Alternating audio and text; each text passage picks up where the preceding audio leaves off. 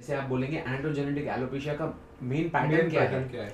तो अगर हम ये ऑयलिंग का ना कल्चर सिर्फ इंडिया में ही देखा है हमने, तो मुझे ऐसा लगता है कि मेडिसिनल वैल्यू से ज़्यादा ये कल्चरल वैल्यू है। तो देखिए डैंड्रफ का एक, मुझे लगता है कि एक रीज़न है वो भी हेयर फॉल का। बहुत बड़ी बड़ी ऑर्गेनाइजेशंस हैं जो कि अपने आप को डॉक्टर से ज़्यादा अच्छा प्रमोट कर रहे हैं, ठीक है। Hello my YouTube family.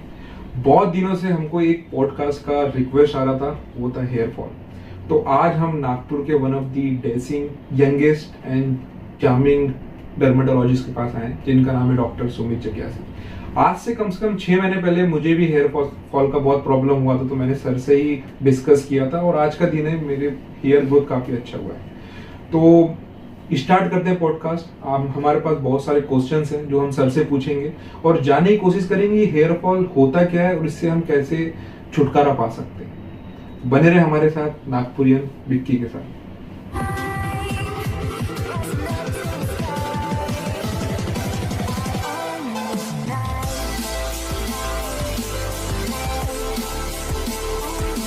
Hello friends, आज हमारे साथ डॉक्टर सुमित जग्यासी हैं। जैसे कि मैंने आपको इनके बारे में थोड़ी हिस्ट्री दिया है, तो सर थोड़ा सा आप अपने बारे में इंट्रोड्यूस करिए हम पब्लिक को। Hello everyone, I am Dr. Sumit Jagyasi, consultant dermatologist, dermatosurgeon and hair transplant surgeon at Neolash Clinics. Sir जैसे कि हम लोग आज पॉडकास्ट के लिए आए, स्पेसिफिक ये जो पॉडकास्ट है ये हेयर के ऊपर होने वाला है। अभी जैसे हमने देखा गया है कि काफ़ी यंग एज में जो हमारे यंग जनरेशन है इनको हेयर फॉल स्टार्ट हो जाता है। बिल्कुल। और जो कि एक यंग एज में यदि हमको हेयर फॉल स्टार्ट हुआ तो कहीं ना कहीं वो हमारा जो एक कॉन्फिडेंस है वो लेवल कम करता है, चाहे वो कॉलेज हो, स्कूल्स हो या फिर शादी के लिए यदि कोई जा रहा है, उस समय भी ये चीज़ें काफ़ी इंपॉर्टेंट होती है। और वर्किंग कल्चर में भी हेयर्स काफ़ी इंपॉर्टेंट होते हैं, क्योंकि बहुत से लोगों के मुंह से मैंने सुना है कि here is the crown of the head. तो सर ये मुझे बताइए हेयर फॉल स्टार्ट क्यों होता है? देखिए, जैसा कि आपने पहले कहा कि हेयर फॉल आजकल बहुत यंग जनरेशन में भी हो रहा है। तो जैसा कि आप सभी जानते हैं कि जो हेयर फॉल हमें पहले पोस्ट 30s 40s दिख रहा था, आजकल वो टीनेज में भी पाया जा रहा है। हमने जो अभी आखिरी हेयर ट्रांसप्लांट किया, वो इंसान 28 साल का है, मात्र 28 साल का। तो ये जो पहले फैक्टर्स थे, चाहे आप स्ट्रेस बोलें या ऐसी लाइफस्टाइल बोलें, जंक फूड बोलें या और 50 जो हेयर फॉल में चीज़ें इन्वॉल्व होती हैं, तो इस वजह से ऐसा पाया जा रहा है कि इवन इन 20s बहुत ज़्यादा हेयर फॉल का सामना करना पड़ रहा है लोगों को। ओके। तो ऐसा हम पैटर्न आजकल देख रहे हैं। तो सर बेसिकली यदि हम अपने कंट्री की बात करें, ऑल ओवर वर्ल्ड में तो बाल्डनेस होता ही है। कंट्री में सर ये एक्सेसिवली जो इंक्रीज हुआ है, जैसे आपने बताया 15 साल से लेकर जो आपने लास्ट 28 साल का जो मीन्स मेन का आपने ये किया है ट्रांसप्लांट किया, तो सबसे बड़ा रीजन इसमें क्या लगता है आपको, क्यों हो रहा है ये? देखिए, अगर हम डिवाइड करेंगे मेल्स एंड फीमेल्स, सबसे पहले मेल्स का जिनमें ये ज़्यादा देखा जा रहा है, तो मैं समझता हूँ 40 से 50% मेल्स इससे अफेक्टेड हैं। एंड मेल्स में सबसे ज़्यादा अगर कुछ एक फैक्टर मैं बोलूँ जो बहुत इम्पॉर्टेंट है हेयर फॉल में, वो है जेनेटिक्स। ऐसा स्टडीज़ में पाया गया है कि 80% जिन्हें भी हेयर फॉल है उनमें ऐसा पाया गया है कि 80% पेशेंट्स में जेनेटिक इन्वॉल्व है, जीन्स इन्वॉल्व है, या उनके पिता या उनके नाना मामा हाँ, या कहीं ना कहीं से आइदर ऑफ मैटरनल या पैटर्नल, पैटर्न। इनमें इन्वॉल्वमेंट रहता है। हाँ, म्यूटेशंस के कारण बाकी 20% में भी पाया जाता है हेयर फॉल, बट ज़्यादातर जीन्स इन्वॉल्व होते हैं हेयर फॉल के पेशेंट्स में। सर जैसे कि मेरे दादाजी, ही वाज मीन्स उन्हें हेयर फॉल है ना, बाल्डनेस काफ़ी ज़्यादा था, तो कहीं ना कहीं मेरे पापा को भी है। यदि मुझे लग रहा है कि मुझे भी, जैसे आपने बताया कि पेरेंटल हो सकता है ये, तो मुझे किस चीज़ों का ध्यान रखना चाहिए कि मुझे ना हो बेसिकली? देखिए, सबसे पहले तो मैं आप सभी को बता देना चाहता हूँ कि अगर आपको फैमिली हिस्ट्री है, अगर आपका जीन इन्वॉल्व है, तो आपको हेयर फॉल या ये बॉल्डनेस से होने से कोई नहीं रोक सकता है। बट हाँ, आप इसको डिले, जो ये प्रोग्रेस इतना फास्ट हो रहा है उसको स्टॉप कर सकते हैं एंड उसे लॉन्ग टाइम तक मेंटेन कर सकते हैं। जैसा कि इन्होंने कहा कि ऐसा क्या कर सकते हैं जिससे बच सकें, मैं समझता हूँ कि आप बच तभी सकेंगे जब तक आप ट्रीटमेंट प्रॉपरली लेंगे एंड प्रॉपरली उसको मेंटेन करेंगे। जैसे कि फॉर एग्जांपल किसी को अगर शुगर होता है, डायबिटीज होता है, तो उन्हें प्रॉपर दवाइयाँ, प्रॉपर लाइफस्टाइल से उसे कंट्रोल में रखना पड़ता है एंड आगे भी मेंटेन करना पड़ता है। मैक्सिमम पेशेंट्स में ऐसा ही होता है। हाँ, कुछ कुछ पेशेंट्स में लाइफस्टाइल बहुत अच्छी कर देने से डायबिटीज का रिवर्सल भी होता है, लेकिन यहाँ पे ये फैक्टर नहीं है। आप कितनी भी अपनी लाइफस्टाइल अच्छी कर दें, इसको ये मेंटेन रखेगा लेकिन रिवर्स नहीं किया जा सकता है। सर जो आपने बताया अभी हेयर फॉल के बारे में, पैटर्नल या मैटरनल, तो सर ये कहीं ना कहीं से तो स्टार्ट होता है। बिल्कुल। तो सर ये जो हेरिडिटरी जो हेयर लॉस होता है, ये बेसिकली होता क्या है? मींस इसको आप डिस्क्राइब करके अच्छे से बताइए हमारे व्यूअर्स को। देखिए, ये जो हम हेयर लॉस की बात कर रहे हैं वो basically male pattern hair loss या फीमेल पैटर्न हेयर लॉस, ये दोनों इसी में आते हैं। इसे कहा जाता है एंड्रोजेनेटिक एलोपेशिया। तो मैं अगर स्मॉल, इसमें अगर आसान भाषा में बताऊं तो एंड्रो यानी कि एंड्रोजन, अपने शरीर में एंड्रोजन्स यानी कि हार्मोन्स, जिसे मुख्य हार्मोन टेस्टोस्टेरॉन, इसका भी एक पोटेंट फॉर्म रहता है डाईहाइड्रोटेस्टोस्टेरॉन, जो कि अपनी बालों की जड़ों को कुछ ऐसे चुनिंदा जो जेनेटिकली प्रीडिस्पोज्ड लोग हैं उनकी हेयर फॉलिकल की जड़ों को अटैक करता है।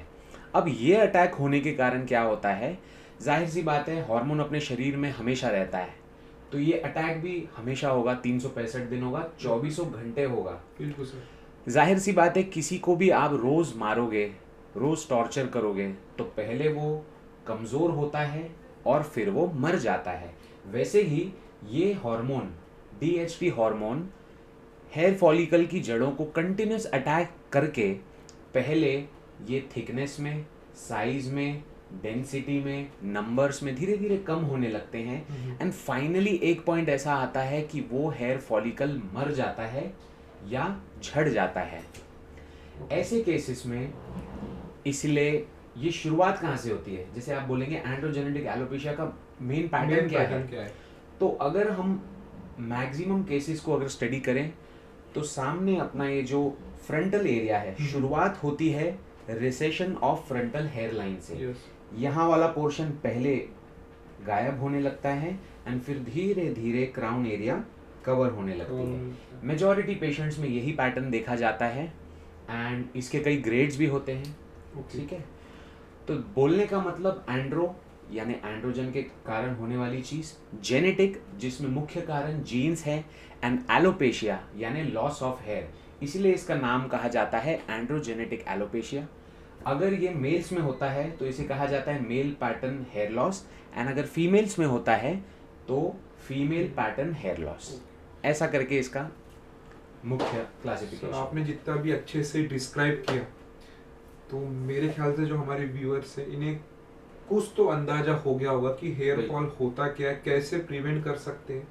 सर बचपन में देखा गया है, हमारी दादी नानी बचपन में हमें ऑयलिंग करती थी, हेयर में बोलती थी कि हर दिन ऑयल लगाओ, और जैसे हम बड़े भी होते गए तो एक दो बार हेयर फॉल हुआ तो घर वालों ने सजेशन दिया कि नारियल का तेल लगाओ, या अलग अलग वेरियस टाइप के मेडिकेटेड तेल्स आते हैं उससे ऑयलिंग करो।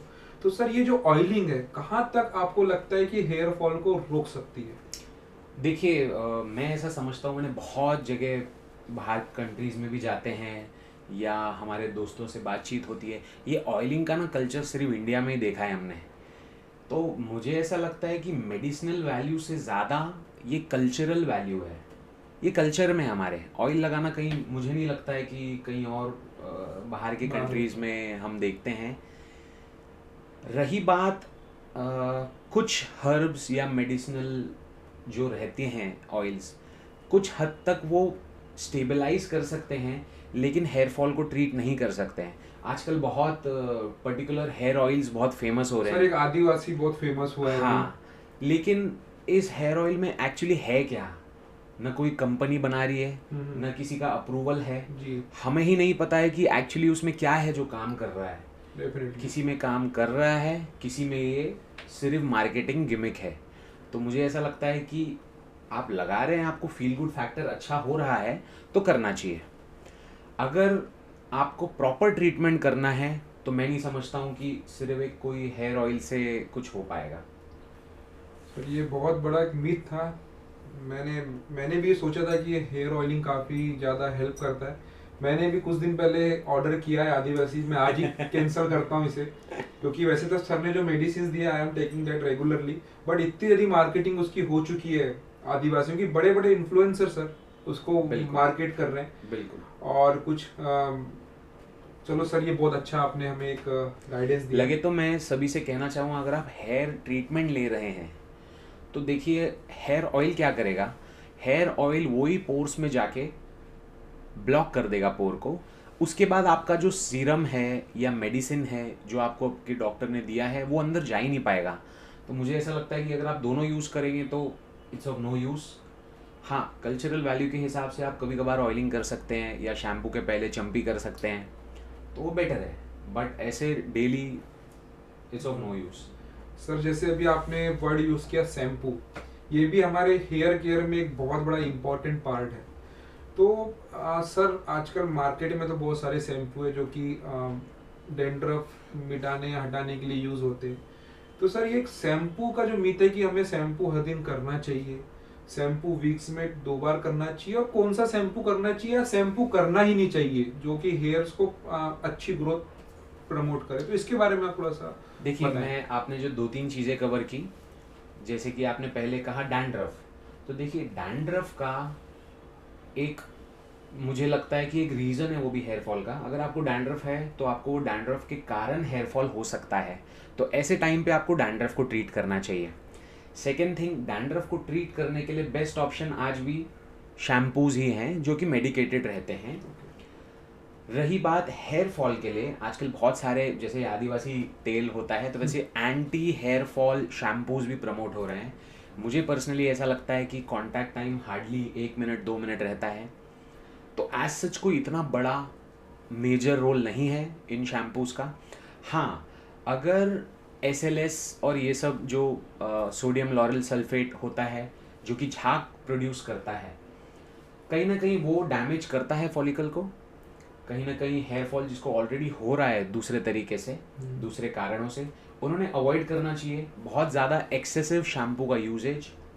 लोग रोज़ करते हैं, मैं अपने हेयर फॉल के पेशेंट्स में हमेशा कहता हूँ कि at least limited to twice a week. हम उनको समय ही दे देते हैं, एक बार संडे कीजिए, एक बार वेडनेसडे कीजिए, बट एज सच शैम्पू का इतना ज़्यादा रोल नहीं है। लोग आजकल सल्फेट फ्री शैम्पूज़ और SLS फ्री ये सब शैम्पूज़ का कर रहे हैं, बहुत डिमांड कर रहे हैं, बट मैं उन्हें भी कहना चाहूँगा कि हर स्कैल्प को SLS फ्री शैम्पू की भी ज़रूरत नहीं होती है। जिनका बहुत ज़्यादा ऑयली शैम्पू है, ऑयली स्कैल्प है, तो उन्होंने SLS का फॉर्मुलेशन अगर नहीं यूज़ किया तो उनका स्कैल्प क्लियर हो भी नहीं पाता है, ठीक है। अगर किसी का बहुत ज़्यादा ड्राई स्कैल्प है उनके लिए ये सब शैम्पूज चल जाते हैं जो SLS फ्री रहते हैं, बट मुझे ऐसा लगता है कि बहुत ज़्यादा कुछ इफ़ेक्ट शैम्पू का भी नहीं पड़ता है। ये फेस वॉश के जैसे है जो कि एक्ने ट्रीटमेंट में कुछ काम हार्डली करते हैं बट एक फील गुड फैक्टर देते हैं। डेफिनेटली। या one thing just I want to add कि शैम्पू हो गया या ऑयलिंग हो गया, जैसे यदि हमको हेयर फॉल स्टार्ट हो तो ये मेरा सजेशन है या फिर मैं इस चीज़ को मानता हूँ कि मैं भी सब चीज़ों से गुजर चुका हूँ, जिसका आपको यहाँ दिख रहा होगा कि मैं भी सब चीज़ों से गुजर चुका हूँ।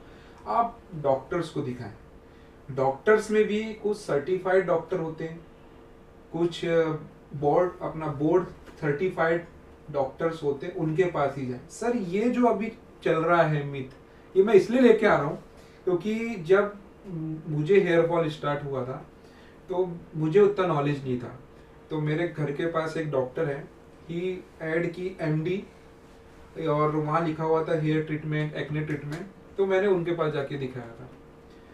सर मैं आपको फ्रैंकली बताऊं, कुछ रिजल्ट नहीं मिला, मेरे पैसे तो गए ही गए, मेरा समय तो गया ही गया, बट जो इमोशंस जो मेरा डैमेज हुआ है, आप समझ सकते हैं कि मेरा हेयर फॉल रुक नहीं रहा है और मैं वो डॉक्टर्स के पास जाके इलाज करा रहा हूँ, तो सर ये थोड़ा सा बताइए कि किस डॉक्टर के पास जाएं, कैसे इसको हम देखिए लोग चेक आजकल, कर सकते हाँ, हैं? ये मैं बताना चाहूँगा, आजकल ऐसा बहुत हो गया है। आजकल इंटरनेट पे भी ऐसी बहुत बड़ी बड़ी ऑर्गेनाइजेशंस हैं जो कि अपने आप को डॉक्टर से ज़्यादा अच्छा प्रमोट कर रहे हैं। ठीक है, वो अपनी हेयर किट बना रहे हैं, अपने आप को हेयर कोच बोल रहे हैं। मैं बोलता हूँ कि ये सब ट्रैप्स में नहीं पड़ना चाहिए। आखिर लोग उन्हीं की किट लेके पास हमारे पास आते हैं और सर बोलते हैं सर ये सब समझ में नहीं आ रहा है हमको, ना कुछ रिजल्ट मिल रहा है, प्लीज़ आप ही गाइड करें। तो इस माध्यम से मैं अवेयरनेस के तौर पे ये कहना चाहूँगा कि जो सर्टिफाइड डॉक्टर्स हैं, एंड हमारे यहाँ पे नागपुर में, विदर्भ में तो एक बहुत अच्छी बात है कि विदर्भ डर्मेटोलॉजिकल सोसाइटी है, जिन्होंने पंजीकृत किया है हर डॉक्टर को, जो उनके एसोसिएशन वाले हैं। इनके अलावा जो भी क्वैक्स हैं, जो झोला छाप डॉक्टर बोलते हैं, हम बोलेंगे कि उनके पास ना जाएं, क्योंकि ये आपके इमोशंस, आपके पैसे, आपके शरीर सबके साथ खेल रहे हैं। एंड ऐसे जो मार्केटिंग गिमिक्स हैं जो कि नेट पे आजकल चल रहे हैं, जो हेयर किट्स बना के बेच रहे हैं, उनको आपकी कोई फिक्र नहीं पड़ी है, उनको अपना प्रोडक्ट बेचने से मतलब है। एंड हेयर फॉल मेरे मानने के हिसाब से एक बहुत कॉम्प्लेक्स सिचुएशन है। आपका हेयर फॉल की वजह कुछ और हो सकती है, डेफिनेटली। दूसरे पेशेंट के हेयर फॉल की वजह कुछ और हो सकती है। और एक डॉक्टर करता क्या है, एक डर्मेटोलॉजिस्ट, एक ट्राइकोलॉजिस्ट करता क्या है, उस मूल कारण को पकड़कर, उस वजह तक पहुंचकर आपको एक प्रॉपर गाइडेंस, एक टेलर फिट ट्रीटमेंट प्लान देते हैं कि जैसे आपकी वजह तक पहुंचा जाए, उसको ठीक किया जाए एंड उसे मेंटेन किया जाए। तो अगर किसी को ये चीज़ का नॉलेज नहीं है तो वो नहीं कर सकता है। इसीलिए लोगों को ऐसी सब चीज़ों से कुछ टाइम तक अच्छा लगता है कि हाँ, हम ये ब्रांड का ये लगा रहे हैं, ये कर रहे हैं, बट इवेंचुअली कुछ फ़ायदा नहीं होता है। तो सर एक स्पेसिफिक आप बता सकते हैं कि पर्टिकुलर डर्मेटोलॉजिस्ट को पहचानने के लिए कौन सी डिग्री देखना ज़रूरी है? देखिए, हमारे इसमें डर्मेटोलॉजिस्ट में काफ़ी डिग्रीज़ हैं, जैसे कि एमडी डिग्री है, डीएनबी डिग्री है, डीडीवी डिग्री है, डीवीडी, ये ऐसे कई प्रकार के डिग्री कोर्सेज हैं। और सबसे बेस्ट, अगर आप विदर्भ में हैं तो आप विदर्भ डर्मेटोलॉजिकल सोसाइटी की वेबसाइट पे जाके देख सकते हैं कि हाँ, क्या ये डॉक्टर जहाँ आप जा रहे हैं वो उनका मेंबर है क्या, वो सर्टिफाइड है क्या। ऐसे कई प्रकार के जो प्रॉपर कोर्स है, ये मुख्य 4 मैंने बताया आपको। एक FCPS डर्मा करके ये भी होता है। तो ऐसे करके 4 से 5 कोर्सेज जो मैंने आपको बताया, मुख्य MD, DNB, DDV, DVD and FCPS derma. तो ये मुख्य 5 कोर्सेज है जहाँ तक मुझे नॉलेज है। इसके अलावा जो भी सब दिख रहा है, diploma in from Turkey, from US, from Canada, and कुछ कोर्सेज हैं जो 1 महीने का कोर्स होता है एंड बाद में डिग्री लेके लोग चालू कर देते हैं। तो इन सब से बचें। मोस्ट प्रोबेबली जो हमारे व्यूअर्स हैं उन्हें आज सर आपने बहुत अच्छा एक इन्फॉर्मेशन दिया डॉक्टर्स के बारे में कि ताकि वो फ्यूचर में एक बोर्ड सर्टिफाइड डॉक्टर के पास ही जाए। सर एक और क्वेश्चन जो मेरे मन में बहुत देर से उठ रहा है, मैं रोक के रखा हुआ हूँ। बिल्कुल कि रोके सर जो कॉमन मिस्टेक्स हैं regarding daily hair care routine, लोग क्या करते हैं आपके हिसाब से? जो आपके पेशेंट्स आते हैं जो आपको बताते होंगे कि सर ये हम लोग फॉलो करते थे, ये करते थे, वो थोड़ा सा आप गाइड करिए। देखिए, जैसे आपने डैंड्रफ का नाम लिया था, तो एक डैंड्रफ वालों के लिए मैं मिस्टेक बता रहा हूँ। डैंड्रफ वाले लोग भर भर के तेल लगाते हैं, तो ये उनके डैंड्रफ को और ज़्यादा एग्रीवेट करता है। तो इसीलिए डैंड्रफ जिन्हें है वो ज़्यादा ऑयलिंग ना करें। सेकेंड, जो हेयर लॉस वाले पेशेंट्स हैं या बॉल्डनेस वाले पेशेंट्स हैं, ये लोग, मैंने कॉमन मिस्टेक्स इनमें देखा हूँ कि ये रोज़ शैम्पू करते हैं एंड रोज़ शैम्पू उनको और उनके फॉलिकल्स को डैमेज करता है। दूसरी चीज़, वो बहुत ज़्यादा यूज़ करते हैं कोम्ब का। आप देखेंगे कि एक ट्रेंड है जिससे जितना कम बाल है ना, उसके जेब में ज़रूर एक कोम्ब रहेगा। ये तो सर तो वो बार बार सेट करते रहते हैं। इसके कारण ट्रैक्शनल एलोपेशिया यानी कि खिंचाव के कारण हेयर लॉस के केसेस और बढ़ते हैं जी। तो ये कुछ चीज़ें मिस करनी चाहिए, यानी अवॉइड करनी चाहिए। सर अभी हेयर लॉस के बारे में हमने इतनी ज़्यादा बातें कर ली, इतनी सबको अवेयर कर लिया। सर अब बात आती है कि हेयर लॉस रोके कैसे, what is the best cure to prevent hair loss? देखिए, अभी 4 साल 5 साल पहले तक इतने ज़्यादा ऑप्शंस नहीं थे, लेकिन मैं आपको बता रहा हूँ, इंडिया आज की तारीख में हेयर इंडस्ट्री में बहुत ज़्यादा ग्रो हो चुका है। इवन हेयर लॉस के नॉन सर्जिकल ट्रीटमेंट तो छोड़कर जो हेयर ट्रांसप्लांट भी है, पहले लोग टर्की को वर्ल्ड लीडर मानते थे, आज उसी तेज़ी से due to number of doctors India भी बहुत ज़्यादा प्रोग्रेस कर रहा है। बट मैं समझता हूँ कि हेयर ट्रांसप्लांट तो बहुत दूर, आजकल जो ऑप्शंस आ गए हैं, पहले एक हार्डली मिनॉक्सिडिल होता था हमारे पास कि जिसे हम अलग अलग परसेंटेज में अलग अलग हेयर फॉल में देते थे, लेकिन नॉन मिनॉक्सिडिल ऑप्शंस भी हमारे पास बहुत due to extensive research and recent advances. तो मैं समझता हूँ इतने ज़्यादा ऑप्शंस हैं अभी, बस हमें दिखना चाहिए कि हाँ इसे इतना हेयर फॉल है, इनके लिए अलग ट्रीटमेंट प्लान है, इनके लिए अलग है, इनके लिए अलग है। अभी कोई भी कमी मैं समझता हूँ नहीं है। आपको जिस प्रकार का ट्रीटमेंट चाहिए, चाहे वो नॉन इन्वेजिव हो, चाहे वो मिनिमली इन्वेजिव हो, चाहे वो इन्वेजिव हो, there is everything available nowadays. Basically sir का कहना यही है कि अभी बहुत सारे मेथड हैं हेयर लॉस को रोकने के लिए।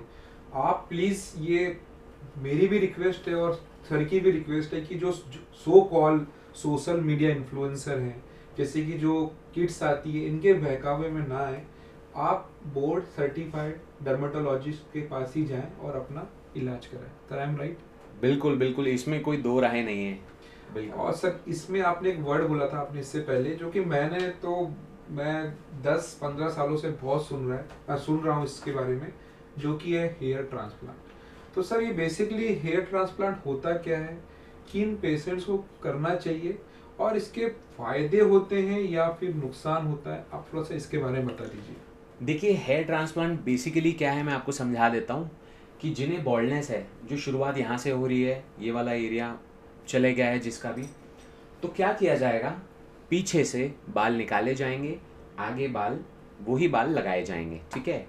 अब सबसे पहले प्रॉब्लम क्या है इस चीज़ में, लोगों को क्या लगता है कि कोई भी मेरे पास जैसे आता है, एक क्लासिफिकेशन होता है, एक नॉरवुड ग्रेड रहता है बॉल्डनेस का, 1 से लेकर 7 तक।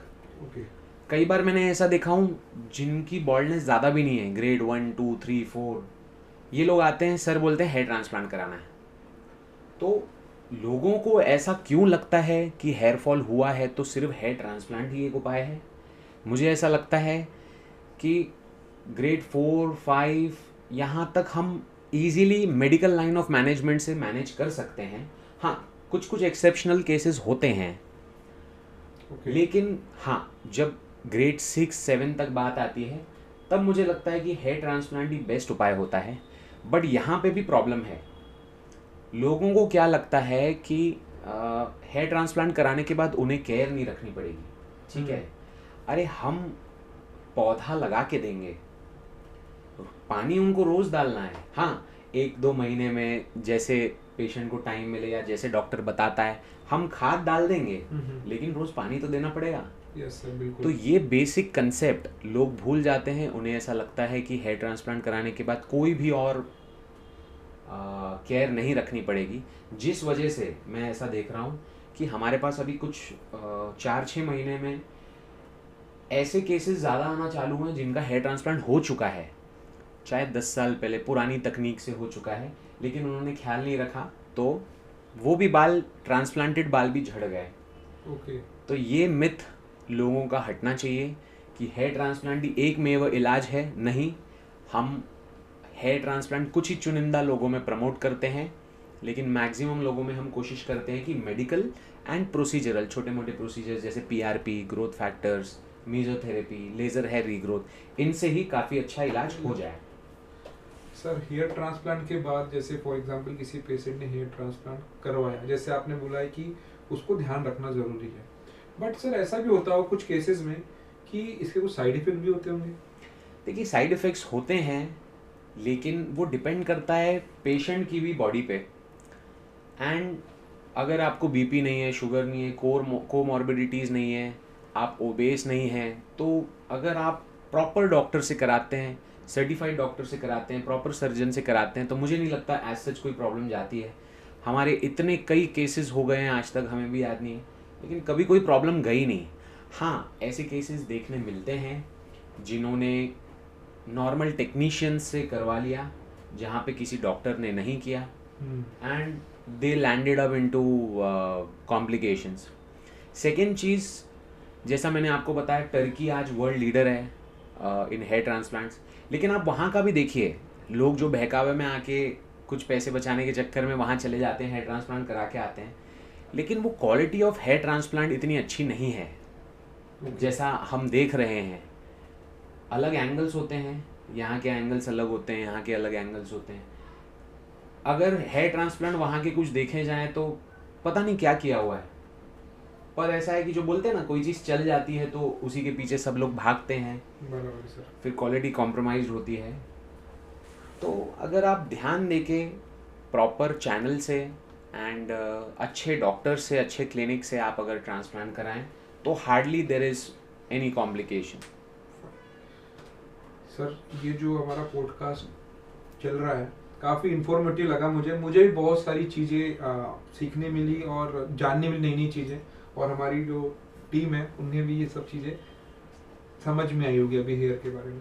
सर, जो लास्ट क्वेश्चन है मेरा, जो मैं बस अपने व्यूअर्स के लिए पूछना चाहता हूँ, डेट इज़ कि आप एज अ डर्माटोलॉजिस्ट, आपके हेयर काफ़ी अच्छे हैं, तो हमारे व्यूअर्स को आप एक गुड हेयर ग्रोथ या हेयर मेंटेन करने के लिए टिप्स दे दें सर।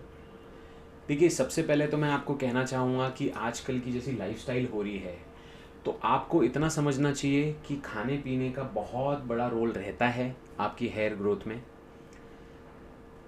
अगर ब्रीफ में कहूँ तो आप तीनों टाइम, ब्रेकफास्ट लंच डिनर, तीनों टाइम कच्ची सलाद खाएं, तीनों टाइम ब्रेकफास्ट लंच डिनर में वेजिटेबल्स खाएं, एंड एक टाइम, कोई भी टाइम पे आप कोई भी सीजनल फ्रूट या तो जो भी ऑप्शनल फ्रूट्स आपके पास अवेलेबल है वो लें। साथ में आप कुछ नट्स भी ले सकते हैं, और याद रखें कि जितना आपका प्लेट, खाने का प्लेट कलरफुल रहेगा, उतने बाल आपके शाइन करेंगे। इसके साथ बाल भी क्या है, बाल का एक फिलामेंट जो है वो केराटिन है। केराटिन क्या है? एक प्रोटीन है। तो मैं ऐसा समझता हूँ कि आजकल इंडियन डाइट्स में, चाहे वो आप महाराष्ट्रियन थाली ले लो, चाहे वो पंजाबी थाली ले लो, राजस्थानी थाली ले लो, चाहे कोई भी क्यूजीन ले लो, मेजॉरिटी कार्बोहाइड्रेट से भरा हुआ है। रोटी, नान, पराठा, पाव भाजी, यानी everything is related to carbs.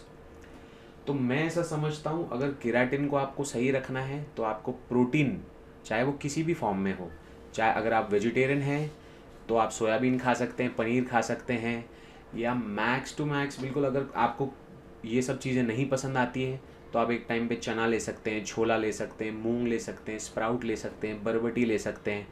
ऐसी अंकुरित चीज़ें लेके आप एक कटोरी भर के साथ में सलाद मिक्स करके खा सकते हैं। अगर आप नॉन वेजिटेरियन हैं तो नॉन वेजिटेरियंस के लिए तो बहुत सारी चीज़ें, कोई प्रॉब्लम की बात ही नहीं है। एग्स हैं, चिकन है, मटन है, फिश है, प्रॉन्स है, देयर इज मल्टीपल ऑप्शंस। खाने पीने की चीज़ें आप सही करें। दूसरी चीज़, लाइफस्टाइल में एक आपका, to elevate your stress, exercise is very important. आपको कम से कम 2 बार या लीस्ट मिनिमम 1 बार आपको एक्सरसाइज करनी चाहिए, चाहे वो योगा रहे, प्राणायाम रहे, जुम्बा रहे, वॉकिंग रहे, jogging, swimming, anything you like, मुझे लगता है ये करना चाहिए। Third is sleep. आपको कम से कम 6 से 8 घंटे की स्लीप अनिवार्य है, क्योंकि देखिए, अगर आप ये सब चीज़ें फॉलो नहीं करेंगे, आप कितने भी ट्रीटमेंट ले लो, मैं अपने पेशेंट्स को यही बोलता हूँ कि ये कंपोनेंट्स बहुत ज़्यादा ज़रूरी थे और आगे रहेंगे भी।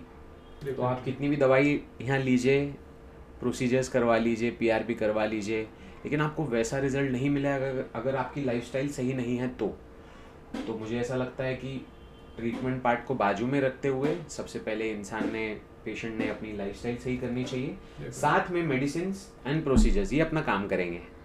Yes sir, right. सर काफ़ी इंफॉर्मेटिव नॉलेजेबल सेशन था, हमारे ये पॉडकास्ट था। मुझे ये उम्मीद है कि जो हमारे व्यूवर्स जो ये पॉडकास्ट देखेंगे उन्हें काफ़ी ज़्यादा हेयर्स के बारे में जानने मिलेगा, कैसे वो प्रिवेंट करें, कैसे अपना ख्याल रखें और कैसे हेयर ग्रोथ को इंक्रीज करें। सर थैंक यू आपका बहुमूल्य समय देने के लिए। सर के क्लिनिक का एड्रेस मैं आपको डिस्क्रिप्शन में दे दूंगा। यदि आप नागपुर या विदर्भ से हैं तो जरूर सर के पास में आए। सर आप एक बार थोड़ा सा अपने क्लिनिक का एड्रेस खुद ही बता दीजिए। हमारा क्लिनिक है इंडिया के सेंटर में, जो कि है Nagpur 0 miles, exactly 0 mile metro station के अपोजिट में, neo lush clinics. Thank you for your time sir. Thank you so much. जय हिंद, जय हिंद, भारत। जय भारत, जय महाराष्ट्र।